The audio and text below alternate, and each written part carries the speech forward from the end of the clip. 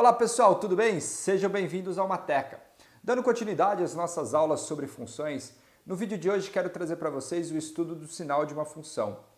Praticamente se pergunta bastante sobre o estudo do sinal de uma função ao querer saber o domínio de uma função. Então você pode perceber que falou de domínio de função, está perguntando o estudo do sinal de uma função, que está ligado à condição de existência. Vou trazer isso com mais detalhes durante o vídeo. Bom, mais uma coisa, esse vídeo é composto por duas partes. Essa primeira parte eu venho trazer a teoria, um exercício. E a segunda parte eu quero trazer um exercício da FUVEST do ano passado, de segunda fase. Tudo bem? Então, uma boa aula para vocês, vamos lá! Bom, pessoal, mais um vídeo sobre as nossas séries sobre funções. Para vocês perceberem, tem muita coisa sobre função. Função é um tópico muito importante na matemática. E no vídeo de hoje eu vou trazer para vocês o estudo do sinal de uma função. O que é isso? Estudar o sinal, pessoal, é olhar três coisas a respeito de uma função. Essas três coisas são o seguinte: quando que a minha imagem, quando que ela é positiva, ou seja, maior que zero, quando que a minha função ela é negativa, ou seja, menor que zero, e quando que a minha função é igual a zero, tá bom? Este último caso aqui, dizer que uma função f de x é igual a zero, o exercício está querendo te perguntar quais são o quê? As raízes da função. Lembrando que as raízes aqui eu também posso interpretar como sendo o quê? O zero da minha função. Ele é chamado de zero da função porque são os valores de x onde a função dá o quê? Dá zero. Então é isso que a gente tem que descobrir. Então, ó, pessoal, aqui eu estou falando o seguinte. Imagine que eu tenho uma função f que sai de um conjunto A e chega no conjunto B, tá bom? Aí eu pego meus elementos x que estão no conjunto A. Eu estou querendo saber para quais valores de x a minha função ela é maior que zero, para quais valores de x a minha função ela é menor que zero e para quais valores de x a minha função ela é o quê? Ela é igual a zero, tá bem? Então é isso que a gente tem. Pessoal, dizer isso daqui, lembra só, f de x são os resultados. Resultados está onde? Está no meu eixo y. Então aqui eu estou te perguntando, qual o valor de x para que y seja maior que zero? Qual o valor de x para que y seja menor que zero? E qual o valor de x para que y seja o quê? Seja zero. Então, simplesmente, né, você vai olhar o seguinte, você vai olhar no seu conjunto, no plano cartesiano. Então, imagine que aqui esse em vermelho seja o gráfico da minha função f. Você vai olhar aqui, nesse seu plano cartesiano, basicamente, o eixo y. E aí você está fazendo duas perguntas. Quais são os valores onde eu estou acima do eixo x, ou seja, y positivo? Isso daqui é y positivo, lembrando que aqui a origem é o 0 e 0. Então, para cima é positivo e para baixo aqui vai ser o quê? Negativo. É isso. Praticamente é isso que a gente tem. Para cima é positivo, para baixo é negativo. Então, como é que você vai fazer? E se você está no eixo x, você está falando que o y vale 0. Ó, vou destacar aqui os pontos onde o gráfico está cruzando o eixo x. Vou chamar aqui de A, B, C e D. A, B e C, A, B, C e D, pessoal, eles são o quê? São os zeros da minha função. Por quê? Se você observar, o f de A dá o mesmo resultado que o f de B, dá o mesmo resultado que o f do C, dá o mesmo resultado que o f do D, e esse resultado vale quanto? Vale 0. Por quê? Se está no eixo x, é porque o y dele vale 0. Basta você elevar até o eixo y, ó, tudo chegando no 0. Então, eu já teria perguntado, já teria respondido quais são os valores onde a minha função é o quê? É 0. Então, o que acontece? Quando você conhece as raízes de uma função, isso é muito importante, você tem a referência dela. E se você tem a referência, o que vai acontecer? Por exemplo, pessoal, se você pegar um valor que está à esquerda do A, olha aqui, ó. Estou pegando um valor que está à esquerda do A. Eu só vou atingir o gráfico para baixo, se eu for continuando para baixo. Então, à esquerda do A, a gente diz que a minha função ela é o quê? Ela é negativa. Agora, por exemplo, se eu pegar um valor entre A e B, então, ó, observe, agora eu vou pegar um valor entre A e B. Para eu atingir o gráfico, eu tenho que ir para cima. Se eu tenho que ir para cima, eu digo que a minha função ela é o quê? Ela é positiva. Aí, continuando aqui, ó. Agora eu vou pegar um valor, está entre B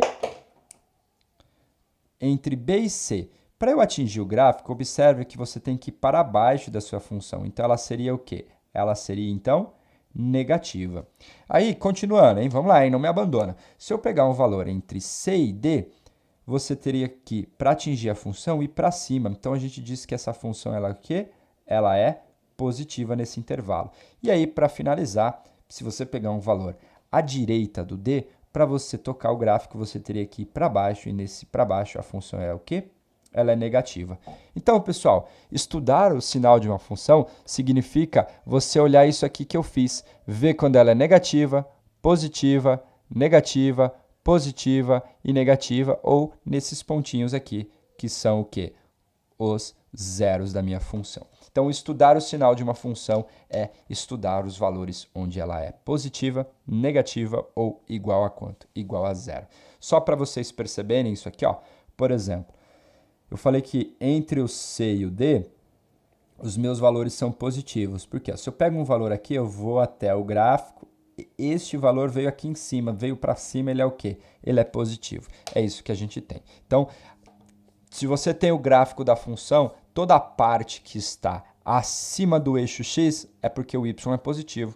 Toda a parte que está abaixo do eixo x é porque o y é o quê? É negativo, tá bom? Então, eu vou fazer um exemplo bem simplesinho aqui para que vocês entendam. Beleza, gente? Não me abandone, continue aí, vamos fazer um exemplo. Bom, pessoal, então, vamos lá. Uma aplicação do estudo do sinal de uma função está na determinação do domínio de uma função.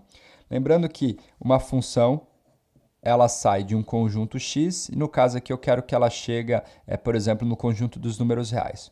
O objetivo nosso é, como é que eu faço para descobrir esse domínio dessa função? Quem que seria este conjunto x? O domínio, pessoal, de uma função, ele é o maior subconjunto onde eu poderia atribuir os valores para x. É isso que é determinar o domínio de uma função. O que a gente vai fazer é o seguinte. Estudar o domínio de uma função consiste, pessoal, em olhar condição de existência. Olha que palavra bonita. Então, domínio de função é igual a estudar condição de existência. Notem aí. Então, ó, domínio de função é estudar condição de existência. Então, o que eu tenho aqui? Eu tenho uma função f de x igual a 1 sobre x mais 1 mais o quê? A raiz de x mais 3. O que acontece? Quando você tem frações e quando você tem raízes, você tem que tomar muito cuidado. Por quê, pessoal? Nas frações, a gente não pode zerar o denominador. Então, se você pega aqui, por exemplo, 1 sobre x mais 1, o que você tem? Você não pode zerar aqui embaixo. E aí, o que você faz? Você vai eliminar, você vai tirar o valor que zeraria a minha função, que é o que a gente fala, a condição para que isso aqui exista é o seguinte. Primeira coisa, se você olhar aqui no denominador, que é o x mais 1, você vai fazer a seguinte pergunta.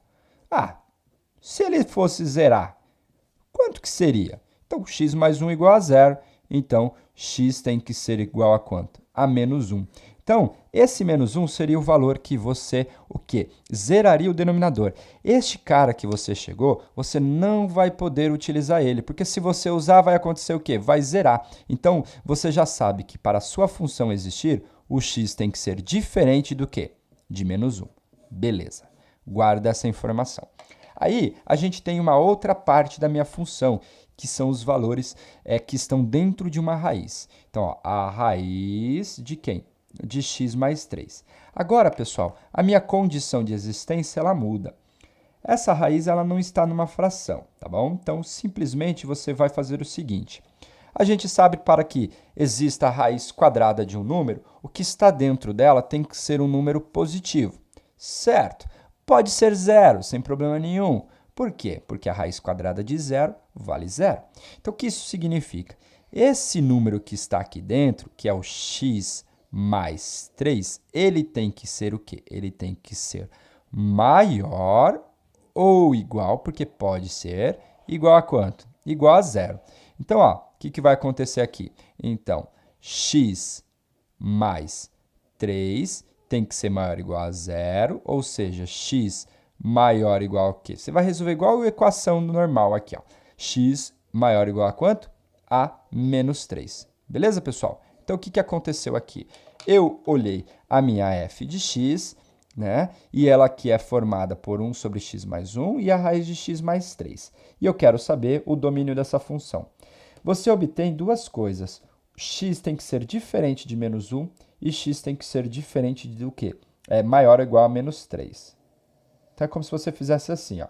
Pega o zero como referência, localiza quem? O menos 3. Eu quero o domínio dela. Se eu quero o domínio, eu quero saber o seguinte, ó.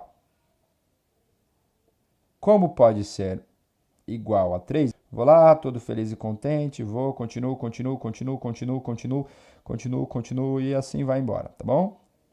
Beleza, esse daqui seria a condição para x maior ou igual a 3.